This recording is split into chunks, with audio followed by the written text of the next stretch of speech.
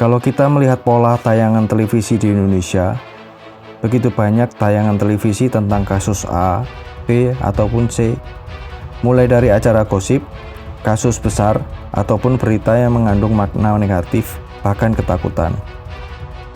Sadar atau tidak, kita telah terpaksa membeli dan menerima berita-berita yang seringkali membuat kita berpikiran buruk. Sebagai contoh, kalau ada artis terlibat kasus buruk yang menimpa, maka media dengan sangat cepat dan berlomba-lomba untuk mendapatkan informasi tercepat dan terakurat, meskipun terkadang kebenaran tertutupi dengan hal negatif lainnya. Dikarenakan hal buruk dari seseorang akan sangat mudah menarik perhatian dari penonton.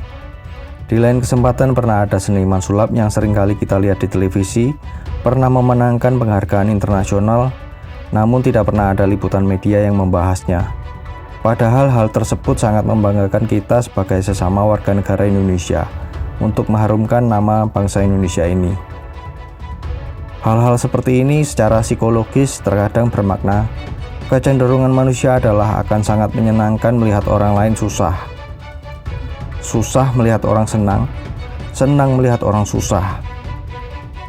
Sepertinya harus kita akui terkadang pepatah ini nggak salah. Tentu saja hal-hal seperti ini akan mendapatkan rating penonton yang akan sangat tinggi dari masyarakat. Pihak media tidak akan peduli imbas dari berita yang mereka produksi, yang penting laku jual berita. Contoh lainnya adalah pemberitaan penyakit seperti sekarang yang sedang terjadi, yaitu COVID-19. Sadarkah kita hampir setiap hari kita mendengarkan berita tentang COVID-19? Dan seringkali kita mendengar kabar negatif tentang hal ini. Tentu saja memang kita diharuskan untuk mengetahui berita terkini tentang apapun, terlebih penyakit yang sudah mendunia ini. Namun bukankah hidup kita akan semakin pesimis dan ada kemungkinan kesehatan kita semakin drop karena stres? Bahkan ada juga kemungkinan menambah masalah baru seperti contohnya kerusakan rumah tangga.